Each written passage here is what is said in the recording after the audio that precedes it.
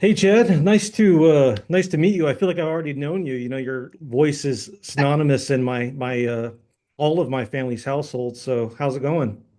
I'm in your head. I'm in all their heads. How you doing, Jesse? Good to see you. Awesome, awesome. So yeah, let's jump right into A Sniper: The Last Stand. You know, marks another chapter in this long-running franchise. You know, what can fans expect for this latest installment, man? Oh man, what are the key touch points here? Uh, Brandon becomes a reluctant leader, so he steps up his game and kind of straps on some leadership skills for the first time when things go awry. We got a super high kill count for those that love to see the bodies hit the floor like that song. We shoot about every gun imaginable. There's also exploding landmines and a new potentially lethal WMD weapon of mass destruction that we discover. That's Wow. invented by a rogue arms dealer. So we got a lot. We got a little bit of fun Zero and Brandon stuff, bromance rekindled, a little bit lighter than in Sniper Grid, but it's still there for sure. And we got a whole new cast of heroes who may or may not make it out alive.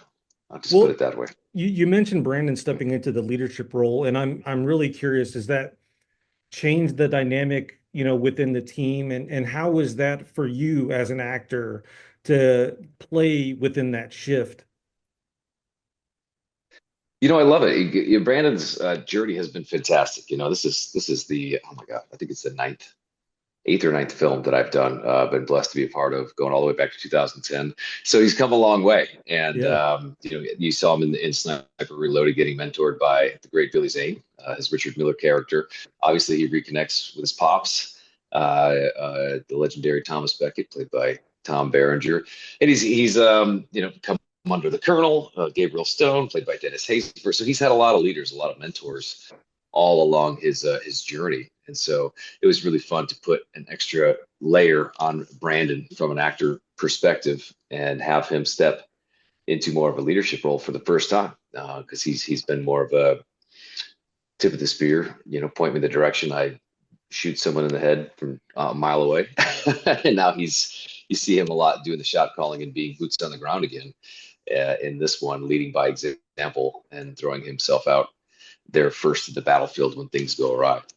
Now I know you're like really into this type of stuff. Like you're into these types of movies, you're into nights, but like is how do you stay excited for like this type of role? I know like you like this stuff, but I guess, and you know, like you mentioned, Brandon does kind of evolve over the years, but at the same time, you know, is it difficult to kind of continue to return to that mindset, or is that just you're like, this is my job, I have to do it, and you just kind of bring a new spin each time? Quite honestly, and I think it's true of acting as a profession. I think sure any actor will attest to this. You never stop learning. There's always things to learn, and we're pretty blessed to have amazing technical advisors, armorers, gun guys, stunt coordinators, and performers. So there's always so much to learn. That keeps me always very excited because I'm like, I wonder what gun I'm going to shoot this time. What are the ins and outs of this thing? How do I pull this off and at least look proficient?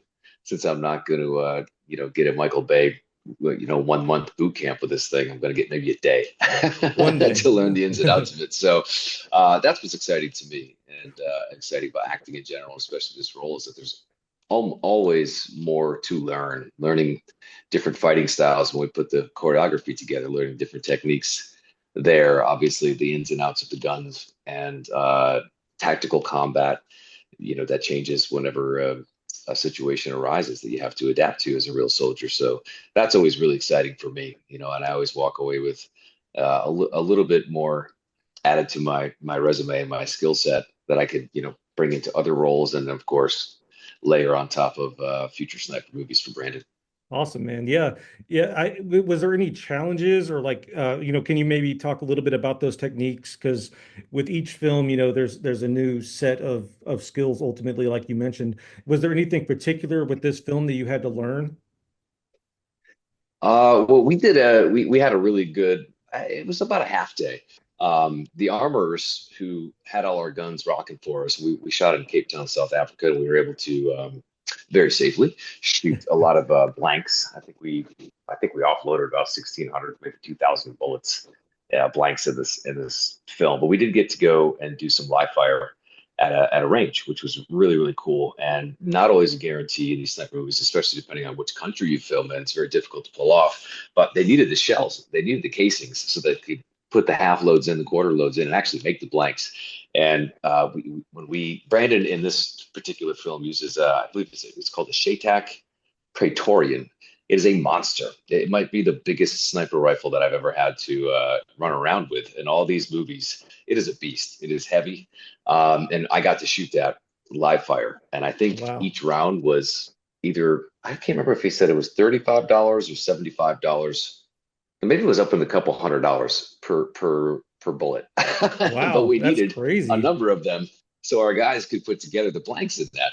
But that was a big boom, and I posted a video on social media of just the recoil from that thing, from an actual round being fired out of that. So that was fun, and that was a really cool experience for me to be able to shoot that from 100, 150 yards away, and just get that feel, that muscle memory, get that grounded in your body for when we did the stuff filming, because shooting blanks, they don't give you much recoil at Yeah. all. You have to sell that as an actor. So that was a fun kind of story to share with you, just about the unique experience I had in this particular one. That's really cool, man. Yeah, I never would have thought that or known that. That's wild. Another thing, and I've noticed this quite a bit myself. These films are consistently successful. They're always topping the Netflix charts, which is super impressive. Um, what what do you think makes them resonate so well, number one? And then also too, like I'm sure seeing your films just always in that top 10 or like, it's always in these households, man. It's crazy. Like, how do you remain so humble? Because I've watched a few of your interviews just to kind of get to know you, man. And also you mentioned your social media. It's it's really it's impressive like that you remain so cool and calm and collected considering you're pretty much in everyone's house.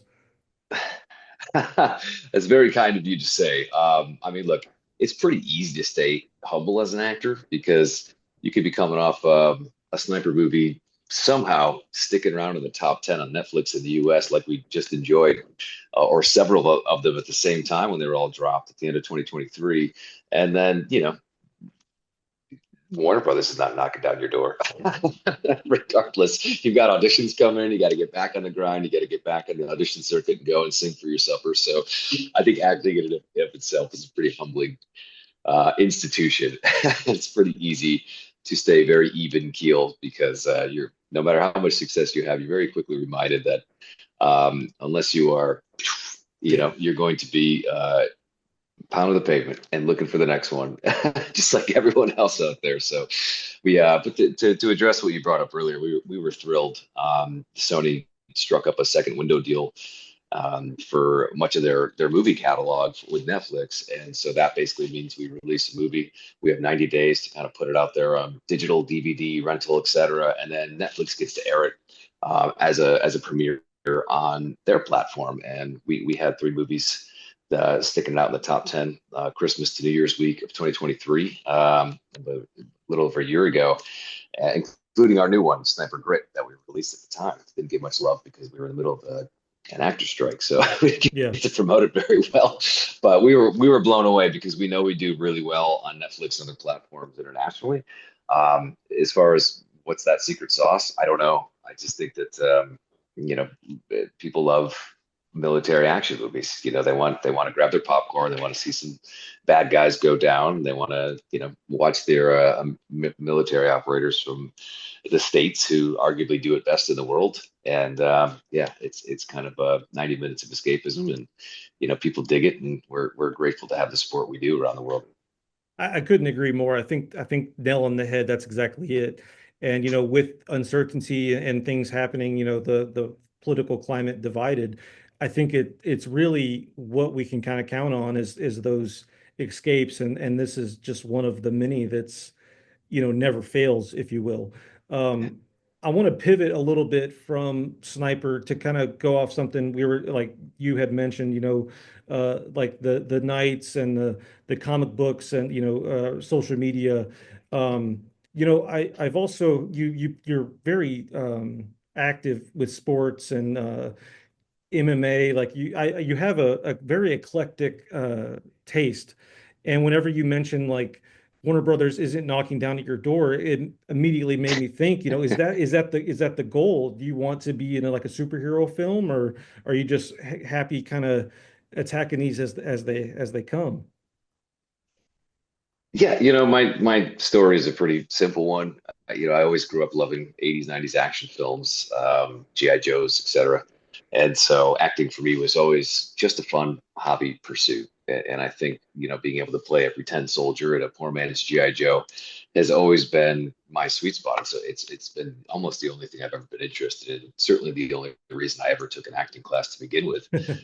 So I'm living the dream, and it never gets old for me. Obviously, I'm lucky enough to be able to dip into, like a rom-com or a Hallmark style movie or Christmas movie or, speaking of Warner Brothers, Two Broke Girls. I Yep, was yep. fortunate enough to do for them way back in the day. So there's chances to obviously do other things, but I think every actor gives off a vibe, gives off an essence, and should lean into a, a stereotype. It's not a bad thing as an actor if you can keep working in a particular genre. I mean, how many actors do you know have made so many careers? They're in one sci-fi hit, and next thing you know, they're in this, they're in this, they're shoehorned in that. And it's a career. It's an amazing way to make a living that I'm entirely grateful for. I just happen to absolutely love the archetype that I get to play. But I mean, look, an extension of a soldier like Brandon or Alex from Call of Duty is, getting the plate armor on, sword and shield, and doing the medieval kind of martial arts, medieval warfare. So I would love the opportunity to play at night, comic book, you know, Anything. property all day long. I'm a beggar. I'm not a chooser. So whatever you want to throw me in, I'm very open to something like that. Hopefully at some point in my career. Awesome, man. Yeah. Mentioning Alex from Call of Duty, what's it like seeing those younger fans, interact with your character, especially kids who are kind of just discovering this franchise because, you and me probably grew up with it on like the PS2 era. And so it's wild to see how far it's evolved. My dad plays it, and he's talking to me about shit that I grew up. It's just wild, man. Yeah. But how do you react to the younger fans ultimately? I mean, I love it. It's great. And the cool thing about the Alex character that I originated in Modern Warfare 2019, the soft reboot they did, totally original character, true blue All-American, former, CIA, SAD, and kind of storied background. And having played the original Call of Duty Modern Warfare trilogy, like I have, wasn't a lot of American operators, mostly foreign, British and stuff like that, the big heroes in the Task Force 141. So I thought it was a really cool opportunity. I saw a lot of American, current servicemen and women and also veterans really gravitate towards the Alex character for that reason. So it was really cool to have that touch point, especially when he had the story of everyone thought he was dead at the end of that campaign, and he emerges from the rubble and he's got a prosthetic leg and he keeps Yeah. on fighting the good fight. And I thought that touched. That was a really nice touch, that could really relate to, so the tragedies that these soldiers face over in those theaters that war. So I love it. It's cool. The kids seem to gravitate it towards it because he's cool. He's kind of ruggedly handsome dude, way more than me. Good, great mustache. Just an all American, good old boy. So it's cool. It's a really likable character, and I'm really blessed to play it, and hopefully we keep making more. With moments like the campaign that you mentioned, or even some of the like other moments, when you're in there recording on, do you do mocap too, or is it just audio? Mhm. Okay, a little bit of Yeah, everything. yeah, yeah. We do So the motion capture, mostly the cutscenes and okay. the theatrical cutscenes and the mission intros and outros. That's the bulk of our work on the motion capture stage. And then obviously we followed up with a massive number of voiceover Yeah. lines for battle chatter and everything else too. So it's pretty comprehensive. When you're in the moment, like recording those scenes, like you're just like, I can't, like, holy shit, I can't wait till they play this moment because, like, I mean, especially that moment, and then like I could think of some other very significant moments, in the franchise. Do you ever think like in the moment like this is gonna be a big deal? I think so. I mean, look, Call of Duty's a big deal. Yeah, true, true. It's Yeah, like good point. it's just it's thus the juggernaut in the video game industry, and the exposure, the visibility, the amount of units sold blows Yeah, my mind. I think numbers were revealed in some Activision stockholder something or shareholder thing that I think our Modern Warfare 2019 game ended up selling over 41, 45 million copies. Like, I just it's absolutely blows my insane. mind. So Yeah. it's very cool to be a part of something that I was not only a fan of, but that is so big and globally recognized. It's just fantastic, And I really I did that when we were making this. We are making something special because all the actors were so good, the writing was so good. It hit the sweet spot of really updating this classic trilogy, but also paying tribute to what came before and the Yeah. original characters and everything too. So I loved it. It's one of my favorite things that I've ever had a chance to do. Well, I mean, even with Sniper as well, these are both like insane legacies. Like you got Sniper, Call of Duty. Is there an added pressure for you to kind of be some sort of maybe an ambassador for these franchises now? Because I mean, frankly, some of these campaigns are pretty heavy, and then some of these moments in Sniper, as well, you're basically, getting in Behringer and Billy Zane's boots. It's pretty wild, man. Like these are some big deals, and I mean, I applaud you for having the balls to do it. But like, is there an added pressure, to be that guy? I don't think so. With Brandon in the Sniper franchise, with Alex in the Call of Duty franchise, I'm blessed enough to be able to have originated those characters. So Yeah, there's not pressure. It's not like I'm playing Tom Berenger's Thomas Beckett, but a younger version or whatever. It's not an origin story. And Alex is Keller Echo 3-1 is not from the original Call of Duty Modern Warfare trilogy. So I think that takes a lot of pressure off.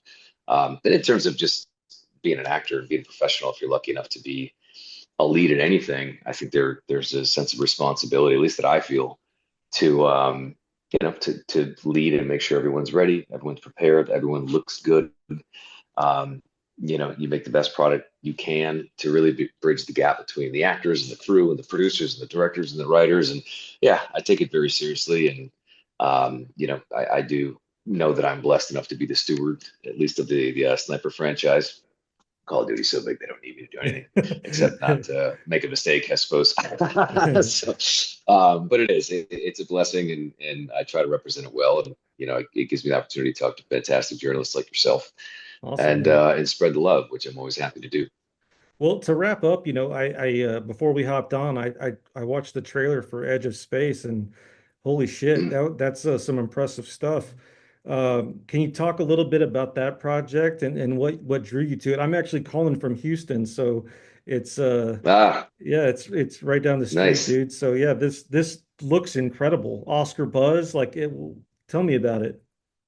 Yeah, yeah. Unfortunately, we just missed out on an actual nomination. We didn't make the top five, but we were top 15. We were shortlisted for an Oscar nomination, and I was really, really hoping that it would go this team's way because Jean de Moran, the director, and Yeah, the incredible team that put this together. I mean, just see the trailer and a couple of clips they dropped out of it, like absolutely beautiful, stunning between the NASA footage and the real life props and the spacesuit and the X-15 jet itself on loan from the Air Force, just the VFX were absolutely mind blowing and like shot for shot of like old NASA footage, like absolutely incredible. It took two years for this thing to wow. finally get put out there, and Jean, the director, really played his cards straight. Had a lot of love from the biggest festivals that highlighted short films. Obviously, played his cards straight with the Academy, and almost got over to that nomination finish line. I think it was. It should have been a shoe-in, but I'm very biased having played the lead. But it's 1961, and it was a great period piece for me to do, playing an Air Force test pilot that was literally trying to get to the edge of space, get Yeah. a little bit farther than Chuck Yeager got, breaking the sound barrier and try to get up into that stratosphere and be the first country to put a man on the moon. So it was really cool, and it's a very inspirational, very beautifully well done little 18-minute short. Now that they're out of the running for the Oscars officially, hopefully it's released to the public. I don't know what the plans are, but I know that many people would love to see this and be blown away by it. I like what they did with you too. Like, I mean, it's not a massive transformation, but like you look different in it, and it's very subtle, but Clean shaven. it's really cool, man. So yeah, like it's neat to see you in all of these different roles. Tackling military, I mean, horror, creep show like Placid 2, sci-fi, Yeah. the Christmas movies. I mean, you kind of do it all. So, to wrap up or to let you go, what's the best way for fans to kind of keep up to date with you and upcoming projects? I know you're streaming all the time, so tell the people where they could find you, man. Yeah, it's true. I do stream on Twitch. I'm currently filming for a couple of months, so it's the Wi-Fi here is not going to allow me to stream very at all because I like to stream Call of Duty, and play some Warzone with people and friends and fans and everything, but or the retro games. I love playing retro games Yeah, growing up yeah, I with saw you're Nintendo. playing So Contra yeah, oh yeah, recently. oh yeah, it's my all-time favorite side scroller. But I'm on all socials, twitch.tv/Chad Michael Collins. It's either at Chad Michael Collins or Collins Chad M on X, Facebook, Instagram. I'm easy to find, and I really try to support the projects that I'm blessed to be a part of on social media. So any news and any trailers and any clips, you'll see them over there. Yeah, I mean, also just to kind of piggyback off that, you do post behind the scenes stuff, and that Yeah. you have some really cool Edge of Space stuff on your Facebook. But to wrap up, Chad, thank you so much for your time. Here at CineDump, we let the doers know how they're doing, and you are doing just fine. Thank you so much for your time, my man. This has been awesome. Like it's really been fantastic getting to know you, and I wish you best with the sniper, the Call of Duties, and I can't wait to see Edge of Space. So, keep on making them. We'll keep watching them. I appreciate it, Jesse. Thanks for your support and to all your viewing audience at home, man. Appreciate you guys. Thank you.